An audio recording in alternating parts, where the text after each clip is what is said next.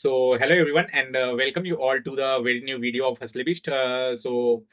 जैसा कि इस सीरीज में हम लोग रूटीन टेस्ट के बारे में डिस्कशन कर रहे हैं। आई होप कि आपको वीडियोस जो हैं वो हेल्प आउट कर रही होंगी, but however what I am observing is कि very few peoples are viewer over there, but however मुझे एक इंटरेस्ट भी है इन सारे टॉपिक्स के ऊपर आप लोगों को नॉलेज शेयर करने में, तो इसलिए मैं बनाते जा रहा हूँ, जो कि बहुत दिनों का सोचा हुआ था।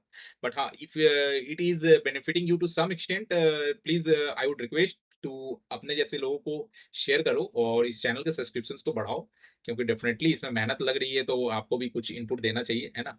सब्सक्रिप्शन बढ़ाओगे, कांटेक्ट बढ़ेगा, अलग अलग वेज और अलग अलग इनपुट्स, अलग अलग ऑब्जर्वेशंस राउंड द क्लॉक हमें मिलने लगेंगी। तो हम उन्हीं टॉपिक्स, उन्हीं ऑब्जर्वेशंस, किसी के क्वेश्चंस, किसी के कुछ डाउट्स या फिर किसी के कुछ ओएनएम प्रैक्टिसेस के ऊपर हम डिस्कस कर पाएंगे, है ना। तो आई होप कि अगर आप लोगों को ये वीडियो बेनिफिट करेगा तो आप एटलीस्ट 2 आदमी को इसमें ऐड करोगे, है ना। तो चलो, इसी के साथ आज का टेस्ट हम लोग, जैसा कि हम लोग देख रहे थे इतने सारे वीडियोज से, कि हम लोगों ने IEC 60076 के अगेंस्ट में हमने अपना वर्क स्टार्ट किया था। वर्क स्टार्ट किया था इन द सेंस कि हमने IC 6006 के अगेंस्ट में हम लोगों ने टेस्टिंग, IC 60076 के अगेंस्ट में हम लोगों ने रूटीन टेस्ट कैसे करते हैं और क्या-क्या करते हैं, ये परफॉर्म करना स्टार्ट किया था और उन्हें समझना स्टार्ट किया था, ठीक है। तो हम लोगों ने मैग्नेटिक बैलेंस टेस्ट के ऊपर डिस्कशन किया है, हम लोगों ने वेक्टर ग्रुप आइडेंटिफिकेशन के ऊपर टेस्ट के ऊपर चर्चा किया है, हम लोगों ने वाइंडिंग रेजिस्टेंस के ऊपर चर्चा किया है। ये सब वीडियो अगर आप नहीं देखे हों तो कुछ वीडियो का यहाँ पे आई लिंक में आपको मैं लिंक दे दूंगा, और अगर आप नीचे डिस्क्रिप्शन में जाओगे तो डिटेल में each and each every video के टाइटल के साथ लिस्ट डाउन करके मैं लगा देता हूँ, और ये वीडियो जो प्लेलिस्ट में है वो ट्रांसफार्मर के इंजीनियरिंग, इलेक्ट्रिकल इंजीनियरिंग टॉक्स के प्लेलिस्ट में है। सॉरी। तो फर्दर अब आगे चलते हैं, और आज इसी सीरीज में रूटीन टेस्ट में इंड्यूस्ड ओवर वोल्टेज टेस्ट के बारे में हम जानेंगे, ठीक है, जो कि IS 2026 के अगेंस्ट में गवर्न होती है इंडिया में, है ना। तो IS सीरीज हम लोग इंडियन स्टैंडर्ड फॉलो करते हैं। हाउएवर IEC जो है वो IEC यूरोपियन फॉरेन स्टैंडर्ड्स हैं, तो जिसे हम लोग बहुत कम मानते हैं, बिकॉज हम अपने IS सिस्टम को डेवलप कर रहे हैं। हाउस एवर मेथड्स सारे मोर और लेस सेम ही रहते हैं, है ना।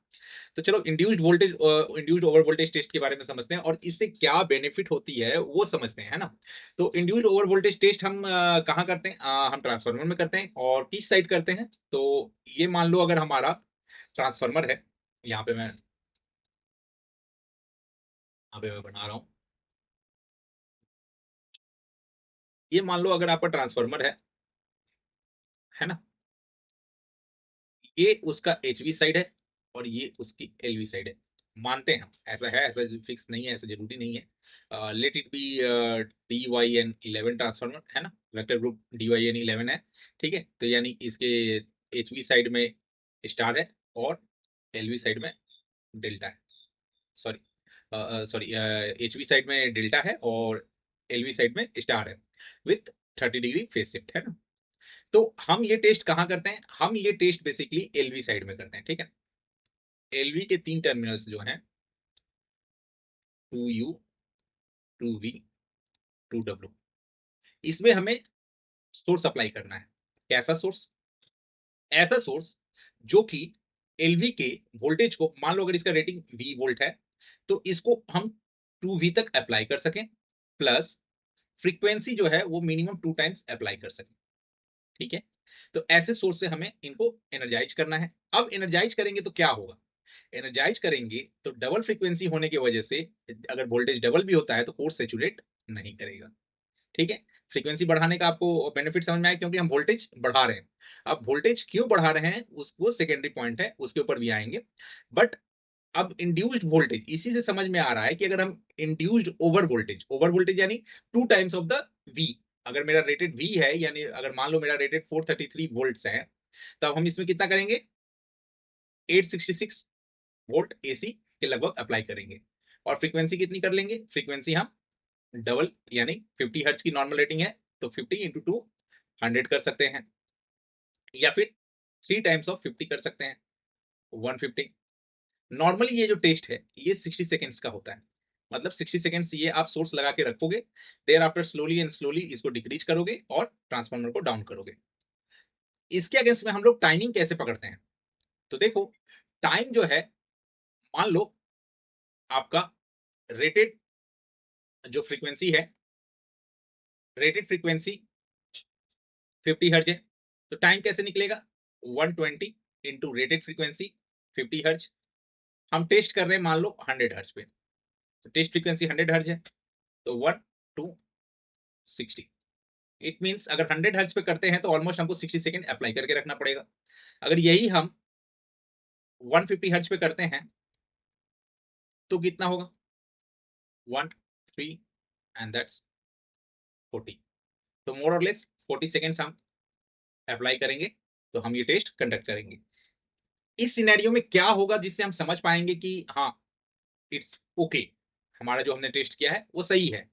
तो उसके लिए हम देखो, यहाँ पे आपको स्क्रीन पे दिख रही होगी, बाद में हम डिस्कस करते हैं कि कैसे क्या अप्लाई करेंगे और कैसे नहीं करेंगे, बट हाँ, पहले रिजल्ट क्या आ रहा है उसको देखना है और कैसे हम समझेंगे कि वेदर हम सही कर रहे हैं या नहीं कर रहे हैं।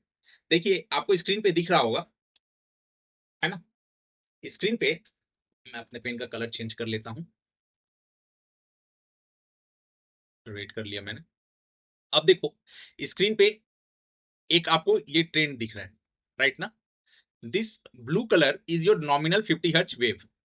मान लेते हैं 50 हर्ट्ज का वेव है, sorry, this grey colour is 50 hertz wave and this blue colour is 100 hertz, two times of the peak. ये हम एक वेव अप्लाई कर रहे हैं। इस वेव में अगर कहीं भी हमें स्पाइक मिलता है, ये देखो यहाँ पे एक स्पाइक है ना, यहाँ पे एक स्पाइक ऑब्जर्व हो रहा है। ये अगर स्पाइक कहीं भी मिलता है हमें टेस्ट वोल्टेज के रिकॉग्नाइजेशन में, देन यानी हमारा फेल हो गया टेस्ट और हमारा जो ट्रांसफार्मर है वो विथस्टैंड नहीं कर पाया। ये ऐसा क्यों करते हैं? ठीक है, अब क्यों नहीं हो पाया वो आपको क्लियर है कि हाँ, अगर वो फेलियर होता है तो उसमें स्पाइक दिखेगा, इतना क्लियरिटी है। कितने सेकंड तक का करना है उसका भी टाइम अगर आपको अगर कोई पूछेगा, अगर आपको 100 हर्ट्ज पे कितना देर करना है, 150 पे कितना करना है, 200 पे कितना करना है, वो आपको क्लैरिटी है, राइट? तो अब हम कैसे कर रहे हैं? तो हम प्राइमरी में वोल्टेज अप्लाई कर रहे हैं, यहाँ हम वोल्टेज अप्लाई कर रहे हैं, इस प्राइमरी में हम वोल्टेज अप्लाई कर रहे हैं, जिसके अगेंस्ट में हमें सेकेंडरी में क्या है, हम एलवी साइड में, प्राइमरी यहाँ पे हम एलवी को डिनोट कर रहे हैं। जब हम वोल्टेज अप्लाई कर रहे हैं यहाँ पे डबल, यहाँ पे इंडक्शन हो रही है डबल। क्यों? अगर मान लो कि अगर ये आपका 11/433 केवी का ट्रांसफार्मर है, तो if this is 866, then this is going to be 22, right ना? 22 केवी हो जाएगा। फ्रीक्वेंसी क्या है? फ्रीक्वेंसी इसका 100 हर्ट्ज मिनिमम या फिर 150 हर्ट्ज, तो सेम फ्रीक्वेंसी ही रहेगा, 100 या फिर 150। तो ये टेस्ट को करने के फायदे क्या है? सबसे इंपॉर्टेंट चीज है कि अब तो ये समझ में आ गया कि हाँ ठीक है, अगर ये टेस्ट विथस्टैंड नहीं करता है देन इट हैज, कैसे हम पहचानेंगे कि पार्शियल डिस्चार्ज हो रहा है ट्रेन में, है ना? और वोल्टेज कहीं पे अगर कहीं पे शॉर्ट हो रहा है, इंटरटर्न शॉर्ट हो रहे हैं, देन वोल्टेज कहीं पे श्रिंक हो जाएगा। और वोल्टेज श्रिंक अगर हो जाता है तो इंस्ट्रूमेंट आपका जो है वो ऑटोमेटिकली डिटेक्ट कर लेगा कि इसमें इश्यू है वाइंडिंग में। अब हम, इससे क्या हो रहा है?